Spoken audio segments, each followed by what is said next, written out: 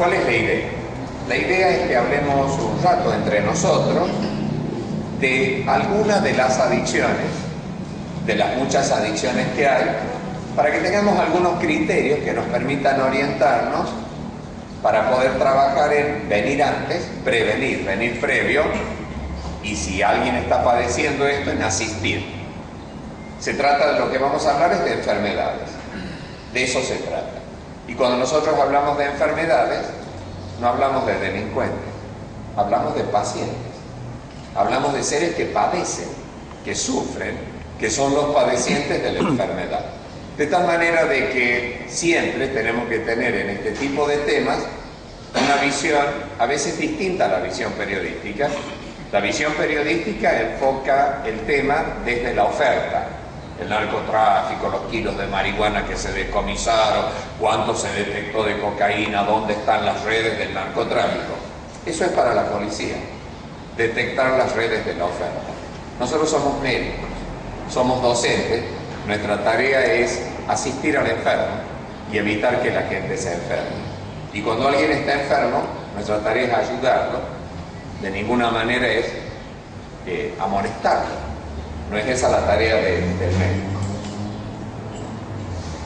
¿De qué se trata? Se trata de un conjunto de situaciones muy diferentes entre sí, que las reunimos bajo el nombre general de adicciones. Para que nos entendamos,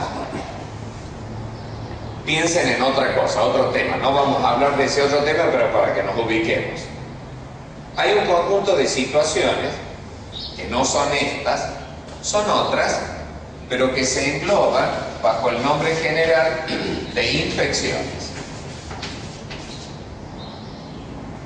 No es el tema que vamos a hablar hoy. Si yo les dijera infecciones, y me callo un segundo y les pregunto en qué pensaron, uno de ustedes me diría Chagas, otro diría SIDA, otro diría tuberculosis, otro diría gripe A, otro diría ladilla, otro diría sarna, otro diría meningitis, otro diría tuberculosis. Son tantas las infecciones que cada uno a lo mejor pensó en una. Son muchas infecciones diferentes. Así como hay muchas infecciones diferentes, también hay muchas adicciones diferentes. ¿Todas las infecciones son iguales? No. ¿Hay alguna peor que otra? No. Si yo vengo, supongamos que alguno de ustedes tenga un hijo chiquito, internado en el hospital de niños, gravísimo, con una meningitis. Y está muriendo el bebé, o puede quedar, si hace después, si en vez de pasar de la membrana que envuelve el cerebro, de la meninge, pasa al cerebro, si hace una encefalitis, no solo una meningitis, el chiquito puede quedar vivo pero con parálisis o cieguito para toda la vida. Eso estás viviendo. Y vengo yo y digo, la peor infección, la peor es la tuberculosis.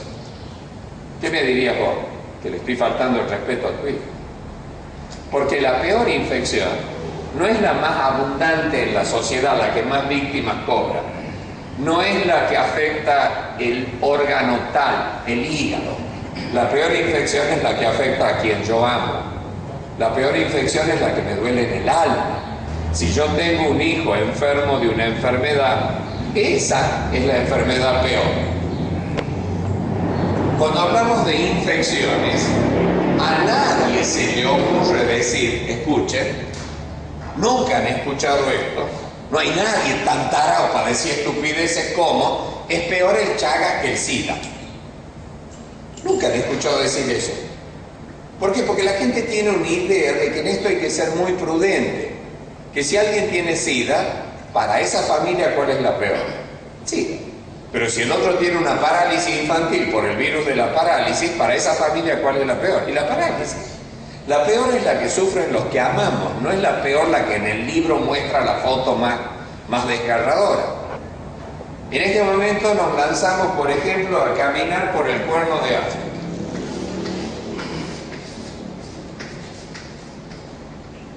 Ahí. Somalia. Estamos caminando por Somalia y vemos una madre con 6 hijos caminando, que ve que el alimento que lleva en la bolsa alcanza para 5 y elige qué hijo va a dejar a morir por la gran epidemia que está ocurriendo en Somalia de desnutrición. Se está muriendo porque no hay comida. Y yo me voy ahí y me pongo a hablar de que es peor la tuberculosis. ¿Qué me dirían? Es una falta de respeto. Es ofensivo.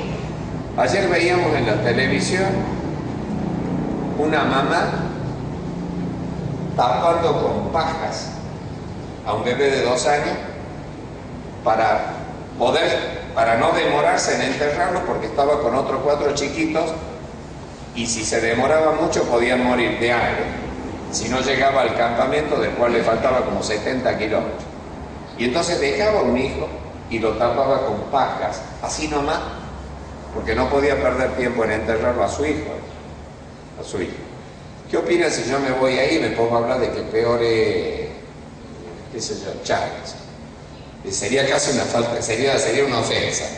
Entonces lo que estoy tratando de decir es que cuando tocamos algún tema, no hay que calificarlo. Todos merecen igual importancia, todos son iguales, todos duelen, todos lastiman y todos merecen el mismo respeto. Sin embargo, cuando escuchamos hablar de adicciones, escuchamos gente, pareciera que es tonta o muy grosera, diciendo es peor el tabaco que la marihuana. ¿Cómo que es peor? No hay ninguna peor. Dice, pero si fuman mucho, le daña el pulmón, en cambio la marihuana. ¿Qué tarado el que habla? ¿Qué pasa? ¿Que está chupado, está drogado, están las dos cosas? ¿Cómo va a ser peor? Dice, no, pero es peor el alcohol que el tabaco. ¿Para qué órgano? Si hablamos del hígado, ¿cuál es peor? El alcohol. Y si hablamos del pulmón, ¿cuál es peor? El tabaco. ¿Pero qué sos vos? ¿Un pulmón con pata? ¿Un hígado con pata? Yo necesito mi hígado, mis 2 pulmones, mi próstata, adoro mis testículos, quiero mi pene, amo mi cerebro, quiero mis huesos. No quiero andar con el hueso sano y el hígado hecho pelota. Yo quiero andar bien de arriba hasta abajo y a los costados también. Si no es cuestión de, esta es peor que aquella, eso es una charla de parada. Después empieza. Drogas y alcohol es lo mismo. Es como que yo diga Chagas y SIDA es lo mismo. No tiene nada que ver. ¿Qué tiene que ver chupar con falopearse? Pero no tiene nada que ver. ¿Cuál es peor? Ninguna. No sé si me siguieron. A todas les vamos a dar la misma importancia, porque hay personas que sufren de alcoholismo. Hay otras personas que sufren del daño que producen las drogas. No hay peores, todos son seres humanos, a todos tenemos que darle la misma cariñosa importancia y atención. Pero empiezan, drogas y alcohol es lo mismo, tu abuela es lo mismo. Es como que yo dijera, Chagas y SIDA es lo mismo, no tienen nada que ver. Por ejemplo, para prevenir el Chagas, ¿tengo que hacer lo mismo que para prevenir el SIDA? Nada que ver. Para trabajar en alcohol, ¿tengo que hacer lo mismo que para trabajar en drogas? Nada que ver. Son cosas distintas. En drogas, 0. En alcohol, beban, con moderación. Se beban, no chupen, que es totalmente distinto. Uno puede beber, no chupar, son 2 palabras distintas. Cristo no le dijo en la última cena a sus discípulos, no le dio un cáliz a cada uno hasta arriba y le dijo, chango, pónganse en pedo todos. Cristo le dijo, de un solo cáliz tomad y bebe todos de él, un sorbito cada uno. Pero no le dijo, tomen y chupen, vamos de joda, fue totalmente distinto. Eso que dijo Cristo está bien, estamos diciendo nosotros, beban con moderación después de los 18. Pero en droga, ¿puedo decir cocainízate con moderación? ¿Marihuanízate escasamente? ¿Anfetaminízate un poquitín? ¿Heroinízate después de los 21? Drogas, hablamos de venenos. Desde que uno es un embrión, si la mamá se droga y cruzan la placenta, hasta que uno tiene 170 años de edad. La dosis de droga que produce el efecto buscado, me dio un saque, boludo, ¿viste? Esa dosis ya produjo daño en un montón de células de distintas partes del cuerpo, dejó marcas para toda la vida. Por eso en drogas, tolerancia cero. En drogas no podemos permitir, para cuidar a la gente, no para perseguirla, ninguna dosis. Porque la dosis que produce el efecto que yo buscaba, y si loco, me deja marcas para toda la vida. En cambio, en el alcohol hay dosis que son buenas para la salud. Por eso Favaloro recorría el mundo pidiéndole a las personas que a la noche, después de cenar, a la noche porque hay una hormona actuando, la melatonina, que con el alcohol se ve favorecida, que de día no. Después de cenar, para tener alimento en el estómago, porque el alimento en el estómago cierra la salida del estómago. Y si uno come un pan, lo tiene que desarmar, pan adentro. No va a pasar el pan y le va a trancar la tripa para ver que operarlo para sacarle. Entonces, cuando uno come sólido, la salida del estómago, un músculo, se cierra para que los jugos del estómago puedan desarmarlo y transformarlo en una papilla al alimento.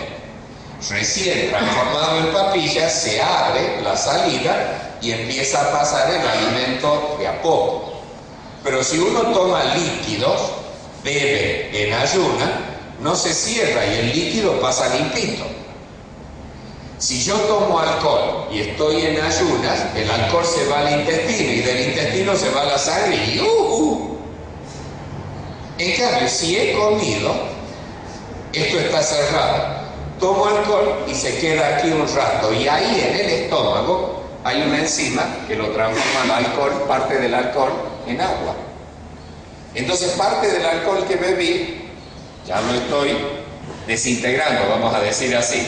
Y cuando se empieza a pasar, pasa despacito, no en chorro. Por eso a la noche, después de cenar, una copa. Todos saben cuando yo digo una copa, ¿qué es una copa? Porque algunos dicen, Minoli dijo una copa, qué bueno, yo tengo una copa así. No, sin hacerse los bobitos.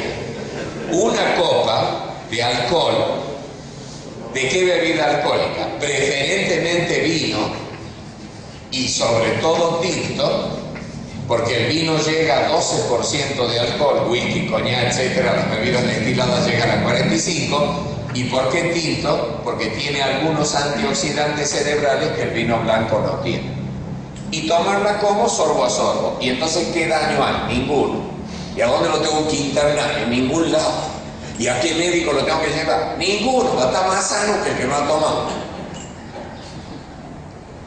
Ay, pero yo tengo una cirrosis. No, vos no podés. Esto es para los que no tienen daño en el hígado. Es como que diga, ¿podemos comer un caramelo? Sí, yo tengo diabetes. Bueno, vos no podés, pero los demás sí podemos. Y si podemos comer la tortilla que está ahí, sí. Ay, yo tengo el colesterol altísimo. Vos no podés, los demás sí. Es decir, ¿quién debería beber una copa de vino, sorbo a sorbo, una copita de vino, sorbo a sorbo a la noche después de cenar? Todos, salvo los que tienen enfermedad en el hígado. ¿Y qué lograríamos con eso? Una gran cantidad de antioxidantes, polifenoles, resveratrol, etcétera, que hacen que el corazón funcione mejor,